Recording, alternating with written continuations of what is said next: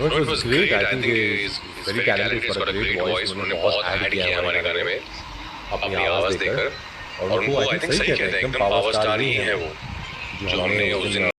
तो गाइस अगर ये वीडियो आप पूरे लास्ट तक देख लेते हैं तो आपको समझ में आ जाएगा कि राजकुमार राव जो हैं सुधाकर मिश्रा के पॉडकास्ट में इन्होंने क्या ही बोल दिया। स्टेट 2 जब आई थी जिसमें पवन सिंह ने बैक में जाकर यानी लास्ट सीन में उन्होंने एक गाना म्यूजिक दिया था, रात खेतों में बिताई तू आई क्यों नहीं। जो ये सॉन्ग था काफी मजेदार, बहुत ही ज्यादा पॉपुलर रहा, सुपर डुपर रहा, यानी कि उस सॉन्ग की वजह से ना मूवी भी एकदम सुपर डुपर रही थी।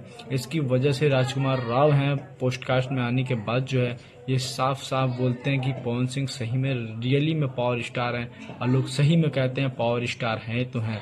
भोजपुरी के नंबर 1 स्टार हैं पवन सिंह, जो पावर स्टार कहे जाते हैं। तो गाइस अभी तक हमारे चैनल को सब्सक्राइब नहीं किया तो प्लीज चैनल को सब्सक्राइब करें, लाइक करें, शेयर करें, और कमेंट में जरूर बता दें आप किसके बहुत बड़े फैन है, खेसारी या पावर स्टार पवन सिंह के।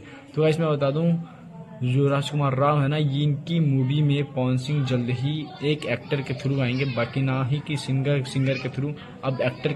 तो भाई साहब बहुत ही मजेदार सीन होने वाला है पवन सिंह का जो मूवी आएगा राजकुमार राव के साथ, काफी मजेदार काफी धमाकेदार होगा। तो गाइस चैनल को सब्सक्राइब जरूर कर लें, और फिर मिलते हैं हम आप लोगों से अगले वीडियो में। तब तक ले थैंक यू एंड धन्यवाद। वीडियो जरूर देखें, पूरी देखें। Thank you.